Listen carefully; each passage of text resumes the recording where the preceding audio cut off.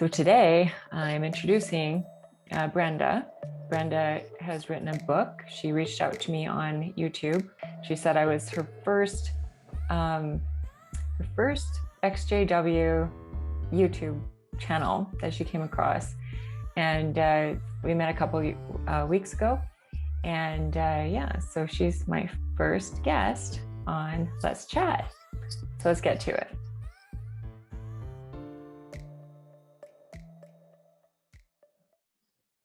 So Brenda, welcome to my channel. I'm so happy you found me. I am too. Yeah.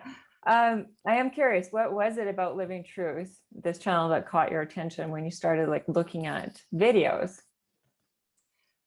Oh, honestly, it was years and years before I would let myself even look at anything that would be considered apostate. So Me too. when I did come across, right? Well, because that's what we're indoctrinated to do, right? We're told not to do it. And so you feel nervous maybe to do it. And so I was expecting to find a lot of really bad stuff out there. And there is, I shouldn't say there's not, there is a lot of bad stuff. Like negative, but right? Yeah. And when I came across your channel, it wasn't mentally diseased. It wasn't angry and bitter with an agenda about taking down the organization and being hateful, it wasn't like that. I find that approach, I mean, everybody has their process, but that approach for me, it is off-putting. I work really hard at not bringing that kind of energy into my life, whether it be through people or the things I consume of any nature, right? We want to be positive. It's part of my personal growth thing. So when I found you, I found it was very refreshing. It was respectful to the people that you've left behind in your life and your past years. But you were also kind of humorous, and you kind of laugh at the ridiculousness of some things, but it's not unkind, and it was ultimately very relatable. And I found out later that we have a connection. We have kind of some commonalities in our background, and so maybe that's why I felt safe to watch it, and it was a good experience, because then it opened my mind to be, okay, now I'll look at this one, and I had a better a standard to judge, are they negative? Are they focusing on running into kingdom halls with their video camera rolling and making a ruckus or something? It made me feel awful when I would see that kind of thing. The kingdom hall crashing, terrible. Right? Yeah. I definitely am not my type of activist. That's not my thing. I was invited to do some of that, but I was like, it just doesn't resonate with me, because I feel like everyone should have a right to, whether they practice religion or whatever they choose, right? But it's all about being respectful to everyone's position in their life. And if they don't reciprocate that, well, sayonara, bye. But honestly, I truly believe that we need to give respect to get respect, but also just as a life philosophy. I know that when you and I met a couple of weeks ago, actually, I'll back that up. When I read your book, you shared that with me, and then I read your book, and I was like, holy cow, there's a lot of similarities in how we've processed things and how we've moved forward in our lives, and to thrive, not just survive. And so that's kind of how we've kind of come together, I think, because I think like attracts like, and I think in this case it definitely played through. So your book, and we're not going to talk about the book a whole lot, but your book, I can see right behind you there, is called Letting Go. And I think it is exactly that, about letting go of past programming and that side of things. So anyways, I loved it, and mostly also because I told Brenda this for the viewers. It was really funny because a lot of her and I have a lot of similarities in how we grew up. We both grew up on a farm in Alberta. We've never met before in our lives until 2 weeks ago, or maybe 2 weeks ago. Yeah, and so it was very funny because a lot of the similar things in growing up on a farm and everything. So anyways, it was awesome. But so moving forward as to what today's chat is on Let's Chat.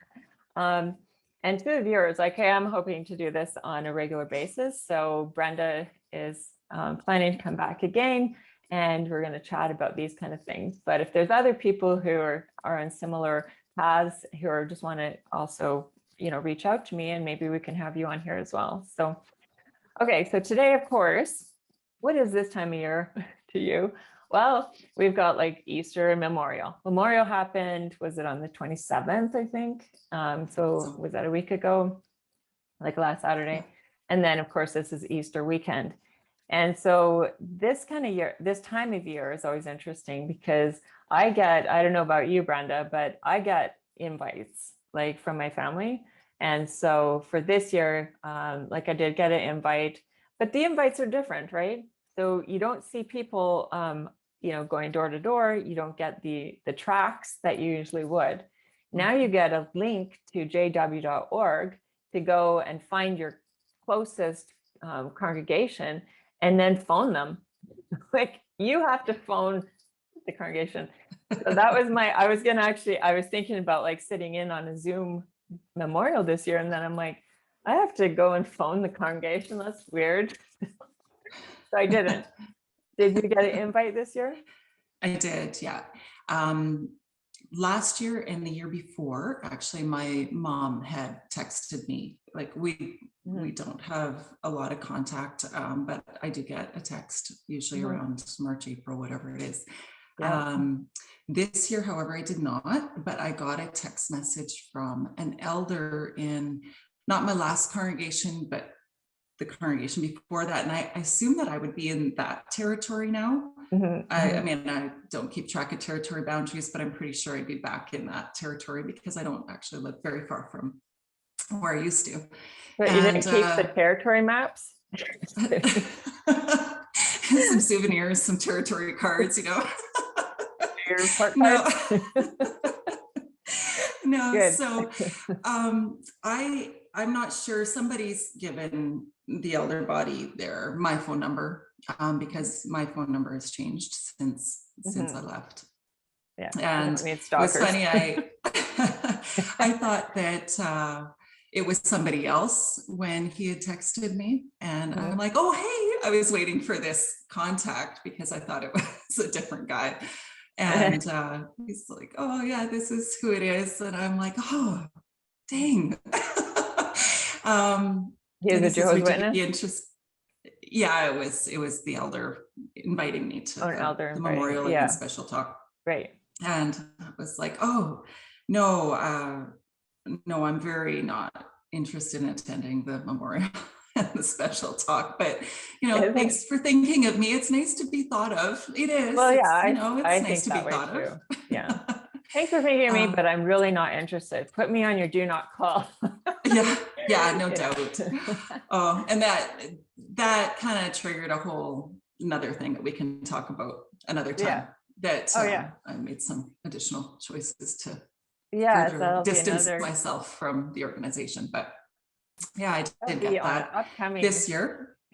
Upcoming. That's right. But a lot of my friends have texted me like photos of the invitation that they've received, like the letter saying whatever. I was like, well, who sent it? Who sent it to you? And I'm like, oh, I don't know that person. But I mean, legit, it's been so long since I've been in contact with anybody in the congregations here. I haven't kept up. I wouldn't know most of the people actually, are, I'm sure. The letter thing. Okay. So that's so funny. You just mentioned letter because I totally forgot about it. But there was a letter that I saw in one of these groups on Facebook it's not at all a Jehovah's Witness group. It was like a community group that I used to live in this one community, and I just kind of stay in it just to keep up with where I used to live.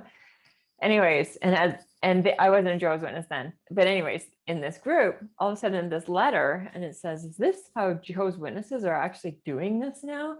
And it was a letter handwritten, like it must have been like I don't know about you. I hardly handwrite at all. I can't read it. You get like anymore. A hand cramp from writing that much. I would. My hand would seize for sure. But this letter, and so I read it. I'm like, oh my gosh, like, and it's all about, and it's quite generic as to, hey neighbor, da da da, and you know, this is a very important time of year, and it's memorial about Jesus, you know, dying for us, and da da da. And I was like, oh my goodness, like it was kind of like looking into someone else's like mail, and it was weird. Totally. It was like, I shouldn't be looking at this, but it was pretty wild to actually see. And then it was like invite to the memorial, which was, you know, online, and here's the link to go to jw.org. So it was kind of wild. So, but here's the thing. That is how they're preaching right now, like Jehovah's Witnesses are preaching. So it's all handwriting and phone calls, and I think also online. I don't know that for sure, but I kind of think they're also counting time, you know, when they're trolling channels like mine. Well, yeah, and I'm pretty sure that there's been an increase in the number of pioneers, because I mean, how is it? It's so easy. I mean, but back when I regular pioneered, you know, the 90 hours a month, oh my it God. was so hard. And then you think about people pioneering now from home, you know, writing letters for, I don't know what the hour requirement is now. It's probably gone down, but how easy would that be? Just sit at home and write letters for a couple hours a day, and then you extra one points, letter, right? I think one letter for me would take probably 3 hours. Well, see, you could do that once a day, and you could be like a regular pioneer, maybe even That'd special. Be amazing. No thanks. I can't imagine. Oh my goodness. So I was thinking, so we could talk about like, what were some memorable moments of the memorial as a Jehovah's Witness, like Jehovah's Witness when you were in the faith? Like, you know, what were things that stood out to you at this time of year?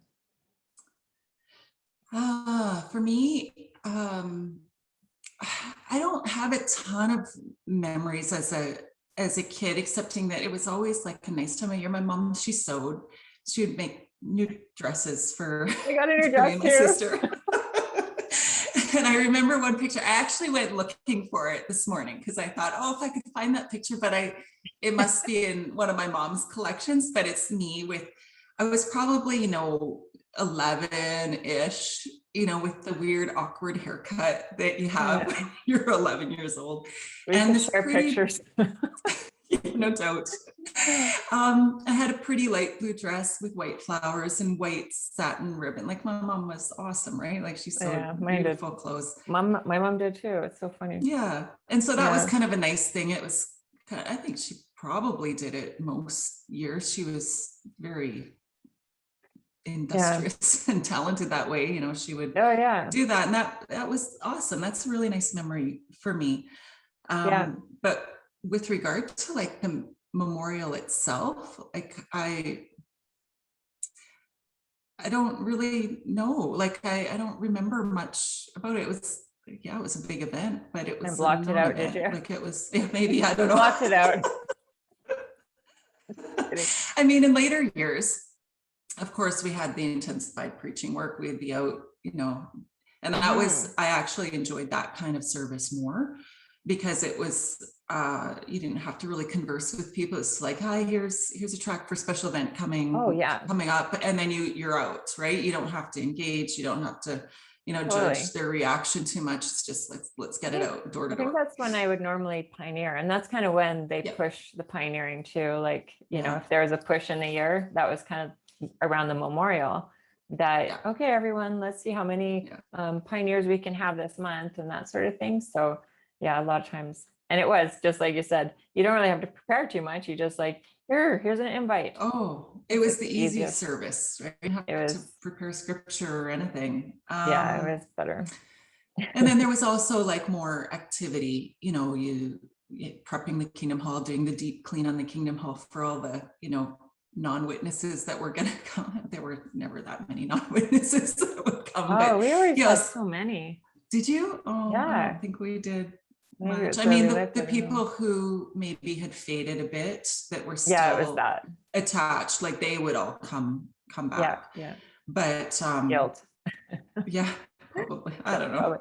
Did you guys have anointed people, like anointed ones in your home? We had one in my congregation when I was growing up. Yeah. It was interesting. I was thinking about that this morning too. Like I'm going to call him Angus because I don't know what the rules are about calling people out online. Probably dead by now anyways, but yeah, probably. But that's okay. We'll call him Angus. Angus. He was like probably an older guy, but he had like really black hair. He was quite dyed really, I don't know. But he's super quiet. He was quite intimidating looking, but he was also really, really quiet. I don't know if he was shy or just backward. Like, I don't know. But he never really participated in meetings. I never saw, my dad was service overseer. So we visited all the groups and I never went out in service with him. So I don't know, like, how do you be of the anointed and not be super active in the organization?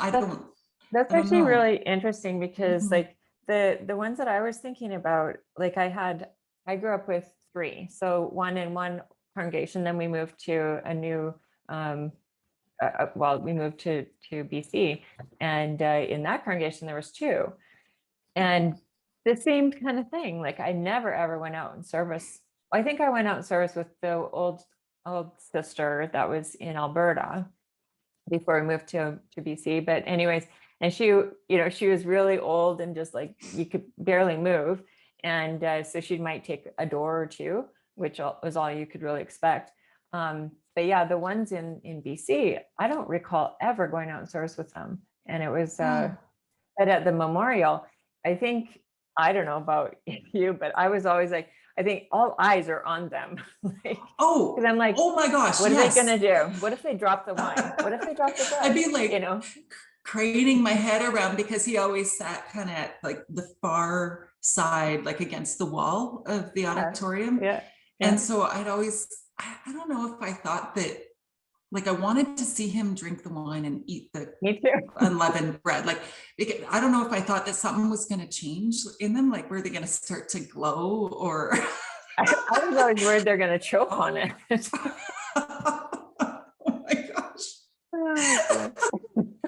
Oh, it was interesting to me, but he was a strange guy. Maybe he was just quiet and shy, but I kind of thought that if you're the anointed, you'd be like a real big part of the congregation and maybe an elder, maybe, like closer to Jesus and closer to God. Like, how could you, I don't know. I felt the same thing. Like they must be the best Christians there are, because if they're the anointed, right? So maybe they don't have to go out in service as much, or maybe they don't need to do as much because they're already there. But then a couple of years ago, I did a video on, the memorial where I was celebrating it, because it was like, I think my 10 year or something, 10 years away from it. But I had a lot of people commenting on the anointed at that time, because I had commented on this anointed thing. And people were just like, well, how do you even know that they're anointed? Like, there's no test. There's nothing. So actually, you and I, we could say we're anointed. We could absolutely go and, but because there's nothing, there's no test. There's nothing to say they are or aren't. They just say they are. And so if they are kind of crazy, to judge. Like you have to accept that. If they say that they are, it doesn't matter who they are. If they say that they are, then you show respect for that, right? Yeah. So respect.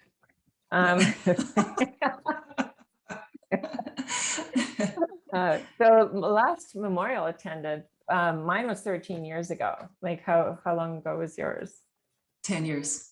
10. Okay. Yeah. 2011. Yeah. Okay. I was 28, 2008. Yeah. Okay. Yeah. And so this time of year now, like for Easter, like what's your gig? Oh, well, life is very different for me now. Of course, I have a family and stepkids and stuff like that. So our family, like as a family, we are so non-religious with all of our pagan celebrations. We have, rather than religious or pagan, whatever, we have family traditions. So of course it's chocolate for the kids and a family dinner with all the good food. Food is like so central to our life. Like, don't you find, like, I don't know if it's a witness thing, like when you grow up, food, maybe. Oh my goodness. Maybe. It's I don't know. I think people like food. Yeah. People like eating. I like cooking, too, so. Yeah, I do too. I grew up with that. But I have a friend who used to be Mormon, and I had this same discussion with her. And she says, but all of the, like, even growing up, all of the social aspect, like the gathering together to keep, you know, to keep the members integrated socially as well as spiritually, it so much surrounded food. And I remember always good food my whole life. Like, my mom was a phenomenal cook, is a phenomenal cook, I think. Me too. I cook pretty good. I like it, but it's so central. So for us, any of these, if you want to call them celebrations or family traditions, now have morphed into you know, a really good supper with all the stuff, anything that you can imagine. It's good. It's food. Yeah, that's same with us too.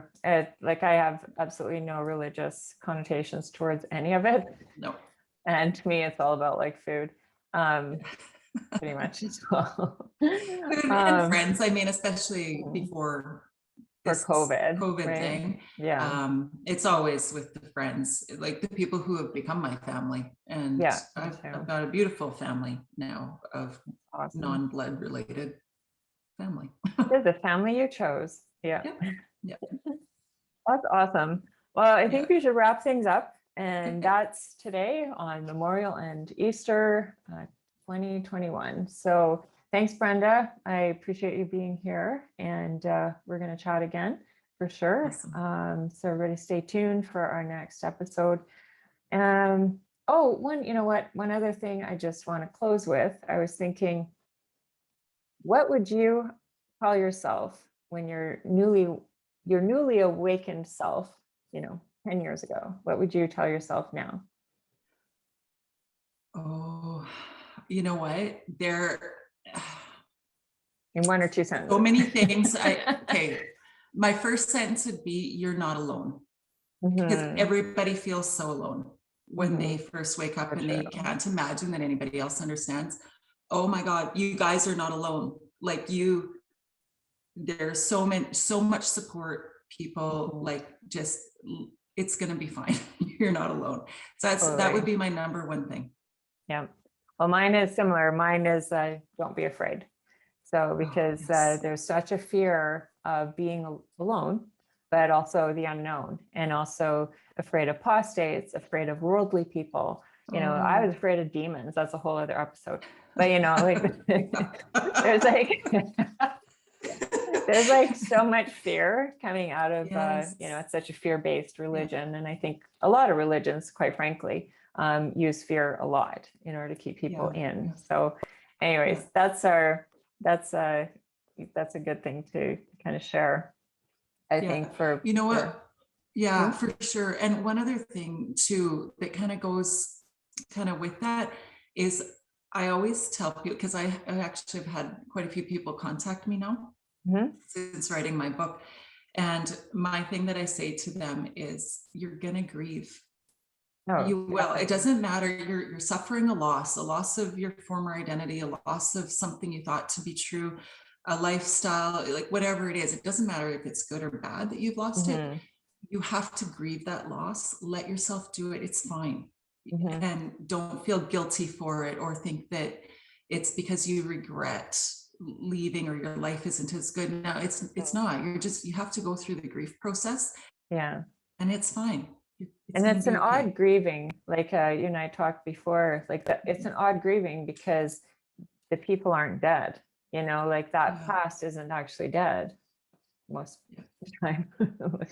You didn't know they died, and that happens too. But sorry, not to go off topic, but that does happen where, anyways. Yeah. But yeah, it's really important to actually take that time to have those feelings and grieve, because if you just kind of push it all down, it's just going to make you sick and you won't actually process it out. And that will come back out eventually, because your body that's exactly what I was going to say. Like you will process it sooner or later. Yeah. So just let it happen. Don't try to prevent it from happening. And it's normal. You're so normal. Yeah. So normal. You're not. I'm not normal. I'm good with that. No. That's awesome. Okay, well, let's wrap that up. Thank you so much again, Brenda. And thanks for having me. Yeah, well, we'll have you again. But yeah, if you want to read her book, it's in the description. And thanks everyone for following, and please subscribe, and we'll see you again. Bye.